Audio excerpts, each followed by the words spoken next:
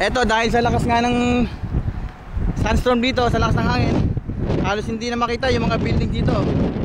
Ito yung Etisalat building, yung telecommunications company building dito sa UAE. Etisalat, hindi na halos makita. Pati yung Emirates Towers, mga building dito sa downtown Dubai, hindi na makita halos. Mga building yan, hindi na makita sa kapal ng sandstorm. Hindi nga sandstorm, dust storm. Ito, may nabuwal pang puno dito. Makikita natin yung nabuwal na puno yun, yan, may nabuwal na puno dyan. Pero may mga namamasyal pa din dito kasi park to at Biyernes ang araw ng pasyalan dito. Andito ako sa trabaho ko sa Stargate. Ako nga pala si Conrad. Ito uniforme ko, naka-duty ako ngayon, yan, Stargate, yan ang katrabaho. Bye bye. Andito ako sa Dubai, UAE.